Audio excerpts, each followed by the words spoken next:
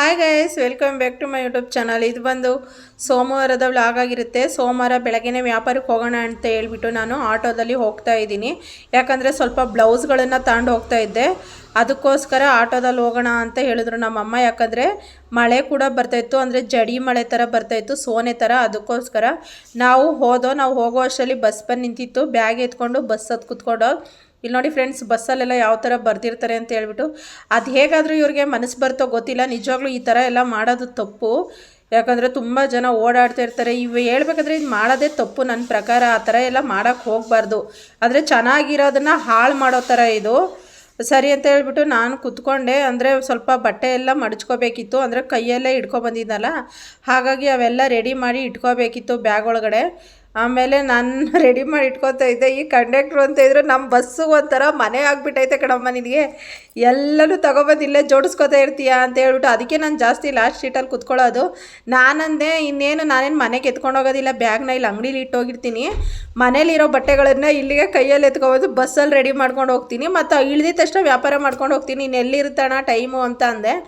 ಅದಕ್ಕೆ ಅಂತ ಇದ್ರು, ಒಡನ ಒಂಥರ ಮನೆ ಮಾಡ್ಕೊಬಿಟ್ಟಿದೀಯ ಬಿಡು ನೀನು ಗೌರ್ಮೆಂಟ್ ಬಸ್ನ ಅಂತ ಹೇಳ್ಬಿಟ್ಟು. ಆಮೇಲೆ ಬಸ್ ನಿಲ್ಲಿಸಿದ್ರು. ನಾವು ಇಳಿದ್ಬಿಟ್ಟು ನಡ್ಕೊಂಡು ಹೋಗ್ತಾ ಇದ್ದೀವಿ ಒಂದು ಹಳ್ಳಿಗೆ. ಅಂದರೆ ಇದು ಹೊಸ ಹಳ್ಳಿ ನಾವು ಬಂದಿರೋದು ಇವತ್ತು. ಇಲ್ಲಿ ನೋಡಿ, ಈ ಕಡೆ ಎಲ್ಲ ಹಸು ಕಟ್ಟಾಕವ್ರೆ. ಪಾಪ ಸೋನೆ ಬತ್ತೈತೆ ಬೆಳಗ್ಗೆನೆ. ಸೋನೆ ಒಳಗಡೆ ಕಟ್ಟಾಕವ್ರೆ. ಒಂದು ಶೆಡ್ ಥರನೂ ಏನೂ ಮಾಡಿಲ್ಲ. ಮೋಸ್ಟ್ಲಿ ಮೇವಿಗೆ ಏನಾದರೂ ಬಿಟ್ಟಿದ್ದಾರೇನೋ ಅನಿಸುತ್ತೆ, ಗೊತ್ತಿಲ್ಲ ನನಗೆ. ಆಮೇಲೆ ತುಂಬ ನಡ್ಕೊಂಡು ಹೋಗಬೇಕು. ತುಂಬ ಅಂದರೆ ಹತ್ತಿರದಲ್ಲಿ ಇಲ್ಲ ಇದು, ನಡಿಬೇಕು. ಒಂದು 2 ಕಿಲೋಮೀಟ್ರ್ ನಡಿಬೇಕು ಊರೊಳಗಡೆ. ಅಂದರೆ ಬಸ್ಸು ಅಲ್ಲಿ ಸ್ಟಾಪಲ್ಲಿ ನಿಂತ್ಕೊಳುತ್ತೆ ಗೇಟಲ್ಲಿ. ಆ ಗೇಟ್ ಒಳಗಡೆಯಿಂದ ನಾವು ನಡ್ಕೊಬರ್ಬೇಕು. ನಡೆದು ಸಾಕಾಗುತ್ತೆ. ಅಂದರೆ ಈ ಥರ ವಾತಾವರಣ ಇದ್ದರೆ ಆರಾಮಾಗಿ ನಡಿಬೋದು. ಸ್ವಲ್ಪ ಬಿಸಿಲಿದ್ರೆ ಅಂತೂ ನಿಜವಾಗ್ಲೂ ನಡೆಯೋದಕ್ಕಾಗೋದಿಲ್ಲ. ಅಂದರೆ ಒಂಥರ ಸ್ವಲ್ಪ ಸೋನೆ ಮಳೆ, ಸ್ವಲ್ಪ ತಣ್ಣಗಿದೆಯಲ್ಲ ವಾತಾವರಣ, ಹಾಗಾಗಿ ಆರಾಮಾಗಿ ನಡಿಬೋದು. ಇಲ್ಲ ಅಂದರೆ ತುಂಬ ಕಷ್ಟ ಆಗುತ್ತೆ ನಡೆಯೋದೇ. ಹೇಳ್ಬೇಕಾದ್ರೆ ಅಷ್ಟೊಂದು ಬೇಜಾರಾಗಿಬಿಡುತ್ತೆ. ಮತ್ತು ನೋಡಿ, ಇಲ್ಲಿ ಊರೊಳಗಡೆ ಬಂದೆ. ಇಲ್ಲಿ ಕೋಳಿಗಳು ನೋಡಿ ಎಲ್ಲ ಒಂದೇ ಕಡೆ, ಅಂದರೆ ಗುಂಪು ಕಟ್ಕೊಂಡು ನಿಂತ್ಕೊಬಿಟ್ಟವೆ. ಎಲ್ಲ ನಾಟಿ ಕೋಳಿಗಳು ಫ್ರೆಂಡ್. ನೋಡೋಕ್ಕೆ ಒಂಥರ ಕಲರೇ ಚೆನ್ನಾಗಿದ್ದು. ಈ ಕಡೆ ಎಲ್ಲ ಹಸ ಕಟ್ಟಾಕಿದ್ರು. ಮತ್ತು ಇದು ನೋಡಿ ಗೊಬ್ಬರ. ಆದರೆ ಇದು ಹಸುದು ಏನು ಸಗಣಿ ಎಲ್ಲ ಬಾಚ್ತಾರಲ್ಲ, ಹುಲ್ಲು ಸಗಣಿ, ಅವೆಲ್ಲ ತಂದು ಇಲ್ಲಿ ಹಾಕ್ತಾರೆ. ಮತ್ತು ಅದೇ ಗೊಬ್ಬರ ಆಗುತ್ತೆ. ಅದನ್ನೇ ಈ ಅಡಿಕೆ ತೋಟ ಅಲ್ಲೆಲ್ಲ ಹಾಕಿರ್ತಾರೆ. ಅಂದರೆ ಗೊಬ್ಬರನ ಅವರೇ ಮಾಡ್ಕೋತಾರೆ ಅದನ್ನು. ಮತ್ತು ಈ ಊರು ಹೇಗೆ ಅಂದರೆ, ಇಲ್ಲಿ ಸ್ವಲ್ಪ ಕೂಡ ಇಂಪ್ರೂವ್ ಆಗಿಲ್ಲ. ಬೇರೆ ಕೆಲವು ಊರುಗಳಿಗೆ ನಾನು ಹೋಗ್ತೀನಿ, ಪಾಪ ಈಗಲೂ ಅಷ್ಟೇ ಗುಡಿಸ್ಲು ಮನೆಯಲ್ಲೇ ಇದ್ದಾರೆ ಎಷ್ಟೋ ಜನ. ಮತ್ತು ಈ ಊರಲ್ಲೂ ಅಷ್ಟೇ ನೋಡಿ, ಎಲ್ಲ ಮಣ್ಣಿನ ಗೋಡೆಗಳು. ಯಾವುದೋ ಇಲ್ಲೊಂದು ಮನೆ ಕಟ್ಟೋರು ಅಷ್ಟೇ, ಇನ್ನೆಲ್ಲ ಮಣ್ಣಿನ ಗೋಡೆಗಳೇ. ಆಮೇಲೆ ಸರಿ ಅಂತ ಹೇಳ್ಬಿಟ್ಟು ಈ ಊರಲ್ಲಿ ಇದ್ದಿದ್ದೇ ಒಂದು 50 ಮನೆ. ಅಲ್ಲಿ ಒಂದೇ ಮನೇಲಿ ವ್ಯಾಪಾರ ಒಂದು 500 ರೂಪಾಯಿ ಪೆಟ್ಟಿಕೊಟ್ಟು ತಗೊಂಡ್ರು ಅಷ್ಟೇ. ಆಮೇಲೆ ಸರಿ ಹೋಗೋಣ ಅಂತ ಹೇಳ್ಬಿಟ್ಟು ನಾನು ನಮ್ಮಮ್ಮ ಹೊರಟು. ಅಂದರೆ ಇದು ಯಾವ ಜಾಗ ಗೊತ್ತಾ? ಈ ಜಾಗ ಗೊತ್ತು ತುಂಬ ಜನಕ್ಕೆ.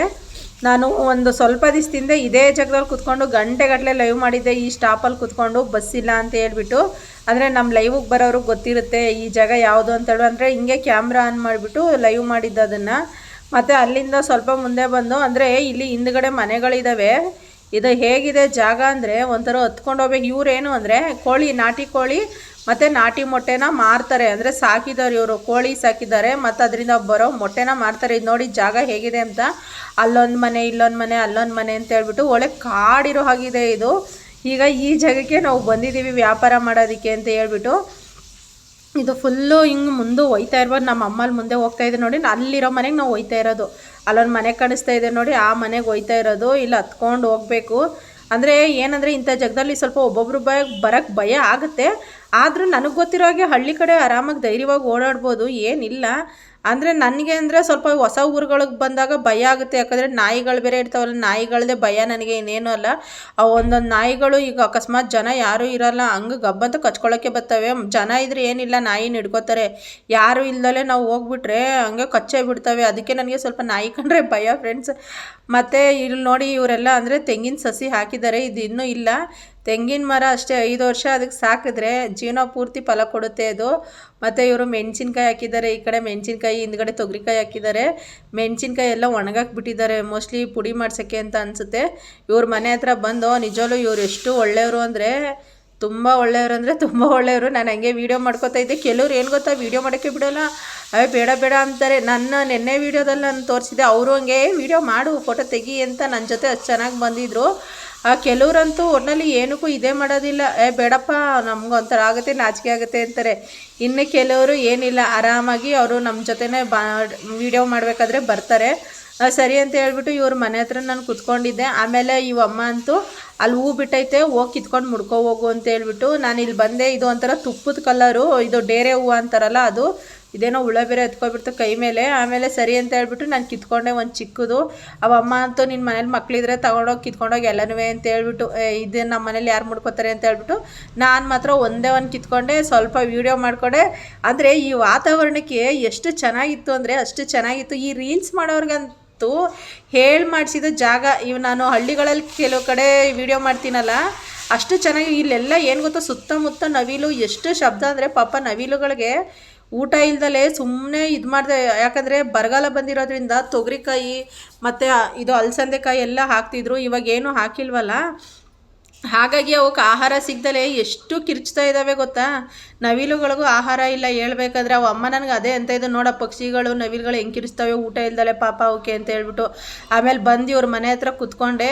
ಆಮೇಲೆ ನಮ್ಮ ಅಮ್ಮ ಅಲ್ಲಿ ಮುಂದ್ಗಡೆ ಮನೆಗೆ ಹೋಗಿದ್ರು, ಅಲ್ಲಿ ಯಾರೋ ಪರಿಚಯ ಅವರೇ ಅಂತ ಹೇಳ್ಬಿಟ್ಟು ನಾನು ಸರಿ ಅಂತ ಹೇಳ್ಬಿಟ್ಟು ಇವ ಅಮ್ಮನ ಹತ್ರ ಮಾತಾಡ್ಕೊಂಡು ಕೂತಿದ್ದೆ. ನಿಜವಾಗ್ಲೂ ಒಬ್ಬೊಬ್ರು ಎಷ್ಟು ಒಳ್ಳೆಯವ್ರು ಗೊತ್ತಾ. ಅಮ್ಮ ನನಗಂತ ಇತ್ತು, ಈಗೇನು ಇಲ್ದಿರೋ ಟೈಮಲ್ಲಿ ಬಂದಿದ್ಯಾ, ಮಾವಿನಕಾಯಿ ಟೈಮ್ ಆಗೋಯ್ತು, ಹಲಸಿನ ಹಣ್ಣು ಟೈಮ್ ಆಗೋಯ್ತು, ಇವಾಗ ಬಂದಿದ್ಯಾ ಅಂತ ಹೇಳ್ಬಿಟ್ಟು. ಆಮೇಲೆ ರೊಟ್ಟಿ ಹಾಕಿದ್ರು ಅಂತ ಹೇಳ್ಬಿಟ್ಟು ರೊಟ್ಟಿ ತಂದು ಕೊಡ್ತು ಪಾಪ ನನಗೊಂದು ನಮ್ಮ ಅಮ್ಮನಿಗೊಂದು. ನಿಜ ಹೇಳ್ಬೇಕಂದ್ರೆ ನನಗೆ ತಿನ್ನೋದಕ್ಕೆ ನಾಚಿಕೆನೇ ಇಲ್ಲ. ಯಾರ ಮನೆಗಳಲ್ಲಾದರೂ ನಾನು ಈಸ್ಕೊಂಡು ತಿನ್ಬಿಡ್ತೀನಿ. ತಿನ್ನೋ ಊಟದಲ್ಲಿ ಮಾತ್ರ ನನಗೆ ದುರಹಂಕಾರನೇ ಪಟ್ಕೊಳ್ಳಲ್ಲ. ನಾನು ಹೇಳಲ್ವಾ, ಅವರೆಷ್ಟೇ ಬಡಿಸ್ತಾನೆ ಇರ್ಬೋದು, ಅವ್ರು ಏನೇ ಆಗಿರ್ಬೋದು, ನಾವು ಬಡವರೇ, ನಾವೇನು ದುಡ್ಡಿರೋರಲ್ಲ. ಆದರೂ ನಾನು ಎಂಥವ್ರ ಮನೇಲಾದರೂ ಈಸ್ಕೊಂಡು ತಿನ್ಬಿಡ್ತೀನಿ. ಯಾಕಂದರೆ ನಮ್ಗೆ ಆ ಟೈಮ್ಗೆ ಹೊಟ್ಟೆ ತುಂಬಬೇಕು ಅಷ್ಟೇ. ಈಗ ಕೆಲವು ಕಡೆ ಹೋಟ್ಲಿರಲ್ಲ, ಏನಿಲ್ಲ, ಆ ಥರ ಎಲ್ಲ ಇರುತ್ತೆ. ಅವಮ್ಮ ಅಂತ ಇತ್ತು, ಹೊಟ್ಟೆ ಹಸ್ದಾಗ ಅವ್ರ ಮನೆ ಇವ್ರ ಮನೆ ಅಂತ ನೋಡಬಾರ್ದು, ತಿನ್ಬಿಡಬೇಕು ಅಂತ ಹೇಳ್ಬಿಟ್ಟು ಹೇಳ್ತಾಯಿದ್ರು. ನಾನು ಅಂದೆ, ಇಲ್ಲ ಕಣಮ್ಮ, ನಮ್ಗೆ ಹೊಟ್ಟೆ ಹಸಿದ್ರೆ ನಾನು ಯಾರ ಹತ್ರನಾದ್ರು ಕೇಳ್ಕೊಂಡು ಈಸ್ಕೊಂಡು ತಿಂತೀನಿ. ಹೋಟ್ಲಲ್ಲಿ ತಿಂದು ಏನಿಲ್ಲ, ಅಕಸ್ಮಾತ್ ಹೋಟ್ಲಲ್ಲಿ ಏನು ತಿಂದಿಲ್ಲ ಅಂದರೆ ನಿಜವಲ್ಲೂ ನಾನು ಕೇಳ್ತೀನಿ ಅಂತ ಅಂದಿದ್ದಕ್ಕೆ ಹಂಗೆ ಇರಬೇಕು ಕಣವ ಅಂತ ಮಾತಾಡ್ತಾಯಿದ್ರು. ನೋಡಿ ನಮ್ಗೆ ಅವರು, ನಾನು ಹೋಗಿರೋದು ಇದೇ ಫಸ್ಟ್ ಟೈಮು. ಅಂದರೆ ನಮ್ಮ ಅಮ್ಮನ ಪರಿಚಯ ಇದ್ದಾರೆ ಅವರು. ಫಸ್ಟ್ ಟೈಮ್ ಹೋದ್ರೂ ಎಷ್ಟು ಪ್ರೀತಿ ತೋರಿಸ್ತಾರೆ ಗೊತ್ತಾ. ಇನ್ನೊಂದು ಸರಿ ಬಾ ತಗೋತೀವಿ ಅಂತ ಹೇಳ್ತಾರೆ. ಅವರು ಒಂದು ಬ್ಲೌಸ್ ತಂಡ್ರು ನನ್ನ ಹತ್ರ. ಸರಿ ಅಂತ ಹೇಳ್ಬಿಟ್ಟು ಮತ್ತೆ ಇನ್ನೊಂದು ಊರಿಗೆ ಬಂದೆ ನಾನು ನಡ್ಕೊಂಡು. ಅಲ್ಲಿಂದ ಇಲ್ಲಿಗೆ 1 ಕಿಲೋಮೀಟ್ರ್ ಆಗುತ್ತೆ ನಡ್ಕೊಂಡು. ಇಲ್ಲಿ ಇನ್ನೊಂದು ಊರಿಗೆ ಬಂದೆ. ಇಲ್ಲೂ ಹಂಗೆ ಕರೆದ್ಬಿಟ್ಟು ಬ್ಲೌಸ್ಗಳು ನೋಡ್ತಾ ಇದ್ರು. ಅಂದರೆ ತುಂಬ ಕಮ್ಮಿಗೆ ಕೇಳಿದ್ರು. ನಾನು ಅಂತ ಕೊಟ್ಬಿಟ್ಟೆ. ಒಂದೊಂದು ಸರಿ ಹೇಗಾಗುತ್ತೆ ಅಂದರೆ ಫುಲ್ಲು ನಾನು ತಂದಿರೋ ರೇಟ್ಗಿಂತನೂ ಕಮ್ಮಿನೇ ಕೇಳಿಬಿಡ್ತಾರೆ. ಒಂದು 10 ರೂಪಾಯಿಲ್ದಲ್ಲೇ ನಾನು ಕೊಡೋದಿಲ್ಲ, ಅದಂತೂ ನಿಜ. ಆದರೆ ಒಂದೊಂದು ಸರಿ ಬೇಜಾರಲ್ಲಿ ಕೊಟ್ಟು ಹೊಂಟೋಗ್ತೀನಿ. ಇನ್ನೇನು ವ್ಯಾಪಾರ ಇಲ್ಲ ಏನಿಲ್ಲ ಬಿಡಪ್ಪ ಅಂತ ಹೇಳ್ಬಿಟ್ಟು ಕೊಟ್ಬಿಟ್ಟು ಹೊರಟೋಗ್ತೀನಿ. ಕೊಟ್ಬಿಟ್ಟು ಆಟೋ ಹತ್ತಾನ ಇಲ್ಲ ಬಸ್ ಹತ್ತಾನ ಅಂತ ಹೇಳ್ಬಿಟ್ಟು ಇಲ್ಲಿ ಬಂದು ಕುತ್ಕೊಂಡ್ರೆ ಇಲ್ಲಿ ಯಾವ ಆಟೋನೂ ಇಲ್ಲ, ಬಸ್ಸು ಇಲ್ಲ. ಕುತ್ಕೊಂಡು ಸಾಕಾಗೋಯ್ತು. ಅದಕ್ಕೆ ನಮ್ಮ ಅಮ್ಮನ ನಾನು ಹೇಳಿದೆ, ನಡಿ ಬೇಡ ಮುಂದಕ್ಕೆ ಹೋಗೋಣ, ಅಲ್ಲೇನಾದರೂ ವ್ಯಾಪಾರ ಆಗುತ್ತೇನೋ ನೋಡೋಣ ಅಂತ ಹೇಳ್ಬಿಟ್ಟು. ನಮ್ಮ ಅಮ್ಮ ಸರಿ ಆಯಿತು ಬಾ ನೋಡೋಣ ಅಂತ ಹೇಳ್ಬಿಟ್ಟು ಕರ್ಕೊಂಡು ಹೋಗ್ತಾಯಿದ್ರು. ನಡೆದಿದ್ದು ನಾವಿಬ್ಬರು ಹೇಳ್ಬೇಕಂದ್ರೆ ಒಸಿ ನಡೆದಿಲ್ಲ. ನಮ್ಮಮ್ಮ ನನ್ನನ್ನು ಬೈತಾನೆ ಇತ್ತು, ನಿನ್ನಿಂದನೇ ಲೇಟ್ ಆಗೋದು, ಹಾಗೆ ಹಿಂಗೆ, ನಾನು 10 ಗಂಟೆಗೆ ಹೋಗ್ತೀನಿ, ಹಾಗೆ ನಿಂದೇ ಲೇಟು. ನಮ್ಮಮ್ಮ ಅಂದರೆ ಏನಂದರೆ ಇವ್ರಿಗೆ ಪರಿಚಯ ಇದ್ದಾರೆ, ಇವರು ಕೊಟ್ಟಿದ್ದನ್ನು ಅವ್ರು ತಗೋತಾರೆ. ಚೆನ್ನಾಗೈತೆ ತಗೋ ಅಂದರೆ ಅವ್ರು ತಗೋತಾರೆ. ನಮ್ಮ ಹತ್ರ ಹಂಗಲ್ಲ, ಅವ್ರು ಹಾಕ್ಕೊಂಡು ನೋಡಿ ಅವ್ರಿಗೆಲ್ಲ ಕರೆಕ್ಟ್ ಆದ್ರೇ ತಾಳೋದವರು. ಇಲ್ಲಿ ನೋಡಿ ನನಗೆ ಕಣ್ಣಿಗೆ ಬೇರೆ ಏನೋ ಕಚ್ಚಿಬಿಟ್ಟಿದೆ. ಅಲ್ಲಿ ಹೂ ಕಿತ್ಕೊಳ್ಳೋಕೊಂದಲ್ಲ, ಅಲ್ಲೇನೋ ಕಚ್ಚಿಬಿಟ್ಟಿದೆ ಕಣ್ಣಿಗೆ, ಅದು ಕಣ್ಣು ಊದ್ಕೊಬಿಟ್ಟಿದೆ. ಆಮೇಲೆ ಸರಿ ಅಂತ ಹೇಳ್ಬಿಟ್ಟು ನಾನು ಅದಕ್ಕೆ ನಮ್ಮ ಅಮ್ಮನಿಗಂದೆ, ನಾಳೆಯಿಂದ ನಿನ್ನ ವ್ಯಾಪಾರಕ್ಕೆ ನೀನು ಹೋಗು, ನಿನಗೆ ಪರಿಚಯ ಇರೋ ಜನಗಳ ಹತ್ರ ನೀನು ಹೋಗು ವ್ಯಾಪಾರಕ್ಕೆ, ನಾನು ಬೇರೆ ಊರುಗಳಿಗೆ ಹೋಗ್ತೀನಿ ಬರಲ್ಲ ಅಂತ ಹೇಳ್ಬಿಟ್ಟು. ಆಮೇಲೆ ಅಲ್ಲಿಂದ ಸ್ವಲ್ಪ ನೋಡಿ ನಾನು ನಡ್ಕೊಬಂದಿದ್ದಕ್ಕೆ ಇಲ್ಲಿ ಬಂದೆ. ಇವಮ್ಮ 3 ಪೆಟ್ಟಿಕೋಟ್ ತತ್ತು, ಇದ್ದಿದ್ದೆ 3 ಪೆಟ್ಟಿಕೋಟ್ ತತ್ತು. ಆಮೇಲೆ ಇಲ್ಲಿ ಎದುರುಗಡೆ ಒಂದು ಮನೆ ಇದೆ, ಅವರು ಅಷ್ಟೇ, ಅವರು ಬ್ಲೌಸ್ಗಳು ತಗೊಂಡ್ರು. ಅಕಸ್ಮಾತ್ ನಾನು ಅಲ್ಲೇ ಆಟೋಗೆ ಕಾಯ್ಕೊಂಡು ಕೂತ್ಕೋತಿದ್ರೆ ಇವ್ರು ನನ್ನ ಹತ್ರ ತಗೋತಾನೆ ಇರಲಿಲ್ಲ, ನನಗೆ ಗೊತ್ತಾಯ್ತಾನೆ ಇರಲಿಲ್ಲ. ನಾನು ಅಲ್ಲಿಂದ ಇಲ್ಲಿ ನಡ್ಕೊಬಂದಿದ್ದಕ್ಕೆ ಇಬ್ಬರು ನನ್ನ ಹತ್ರ ಬಟ್ಟೆ ತಗೊಂಡ್ರು. ಆಮೇಲೆ ಸರಿ ಅಂತ ಹೇಳ್ಬಿಟ್ಟು ನಡ್ಕೊಂಡು ಹೋಗೋಣ ಅಂತ ಹೇಳ್ಬಿಟ್ಟು ಬಂದೆ. ಈ ಕೆರೆ ನಾನು ಸುಮಾರು ಸರಿ ವೀಡಿಯೋದಲ್ಲಿ ತೋರಿಸಿದ್ದೀನಿ. ನೀರೇ ಇರಲಿಲ್ಲ, ಎಲ್ಲ ಒಣಗಿಬಿಟ್ಟಿತ್ತು. ಇವಾಗ ಮಳೆ ಬಿದ್ದಿರೋದಕ್ಕೇನೋ ಒಂದು ಸ್ವಲ್ಪ ನೀರಿದೆ, ಅಂದರೆ ಒಂದು ಸ್ವಲ್ಪ ಮಳೆ ಬೀಳ್ತಾ ಇದೆ ಇಲ್ಲಿ, ಅದಕ್ಕೋಸ್ಕರ ಸ್ವಲ್ಪ ನೀರಿದೆ. ಇದು ತುಂಬಿದಾಗ ಹೇಗಿರುತ್ತೆ ಅಂದರೆ ಇದು ಫುಲ್ಲು ತುಂಬಿ ಇದು ಕೋಡಿ ಬೀಳುತ್ತೆ ಇಲ್ಲಿ. ಆ ಕೋಡಿ ಬಿದ್ದಾಗ ಚೆನ್ನಾಗಿರುತ್ತೆ. ನಾನು ಇದನ್ನು ಮೊಬೈಲಲ್ಲಿ ನೋಡಿದ್ದೆ ಒಂದು ಸರಿ, ಅಂದರೆ ಮೊಬೈಲಲ್ಲಿ ನೋಡಿದ್ದೆ, ಇದು ಯಾವುದೋ ಒಂದು ರೀಲ್ಸಲ್ಲಿ ಈ ಜಾಗನ ನಾನು ನೋಡಿದ್ದೆ. ನಾನು ಅಂದ್ಕೊಂಡೆ ಓಹ್ ಇದೇ ಅಲ್ವಾ ನಾನು ನೋಡಿದ್ದು ಅಂತ ಹೇಳ್ಬಿಟ್ಟು. ಆಮೇಲೆ ಸರಿ ಅಂತ ಹೇಳ್ಬಿಟ್ಟು ನಡ್ಕೊಂಡು ಹೋಗ್ತಾ ಇದ್ದು. ಆಮೇಲೆ ಅಷ್ಟರಲ್ಲೂ ಒಂದು ಹುಡುಗ ಬಂತು ಆಟೋ ತಂಡು, ಆ ಆಟೋ ಹತ್ಕೊಂಡು. ಆಮೇಲೆ ಬರೋ ಅಷ್ಟರಲ್ಲಿ ಹೇಗೋ ಬಸ್ ಇತ್ತು. ಸರಿ ಅಂತ ಹೇಳ್ಬಿಟ್ಟು ಬಸ್ ಹತ್ಕೊಂಡು ಕುತ್ಕೊಂಡು. ಆಮೇಲೆ ನಮ್ಮ ಅಮ್ಮ ಅಂತ ಇತ್ತು, ಇವತ್ತು ನಿನ್ನಿಂದ ಲೇಟ್ ಆಯಿತು ಹಾಗೆ ಹೀಗೆ ಅಂತ ಹೇಳ್ಬಿಟ್ಟು ನನ್ನನ್ನು ಬೈತಾಯಿದ್ರು. ಸರಿ ಅಂತ ಹೇಳ್ಬಿಟ್ಟು ನಾವು ಬಸ್ ಇಳಿದ್ಬಿಟ್ಟು ನಾನು ಅಂಗಡೀಲಿ ಬ್ಯಾಗ್ ಇಟ್ಬಿಟ್ಟು ಬರ್ತಾಯಿದ್ದೆ. ಈ ದಿನ ಬ್ಯಾಗ್ ಇಡೋದೇ ಕಷ್ಟ, ಬೇರೆ ಅಂಗಡೀಲಿ ಇಡೋದ್ರಿಂದ ನಾನು ತುಂಬ ಕಷ್ಟ ಆಗುತ್ತೆ. ಆಮೇಲೆ ಅಲ್ಲಿ ನಮ್ಮ ತಂಗಿ ಊರಿಗೆ ಹೋಗ್ತಾ ಇದ್ಲು. ಹಾಗಾಗಿ ಅವಳಿಗೊಂದು 2 ಮೊಳ ಹೂ ತಕ್ಕೊಡೋಣ ಅಂತ ಹೇಳ್ಬಿಟ್ಟು ಹೂ ತಕ್ಕೊಟ್ಟೆ 2 ಮೊಳ. ಅವಳ ಮಗು ಇದು. ನನಗೆ ಚಿಕ್ಕ ಮಕ್ಳು ಅಂದರೆ ನಿಜವಾಗ್ಲೂ ತುಂಬ ಇಷ್ಟ. ಹಾಗಾಗಿ ಎತ್ಕೊಂಡು ಆಟ ಆಡಿಸ್ತಾಯಿದ್ದೆ. ಸ್ವಲ್ಪ ಟೈಮ್ ನಾನು ಮನೆಗೆ ಬಂದಿಲ್ಲ, ಅಲ್ಲೇ ಕೂತ್ಕೊಂಡು ಆಟ ಆಡಿಸ್ತಾಯಿದ್ದೆ.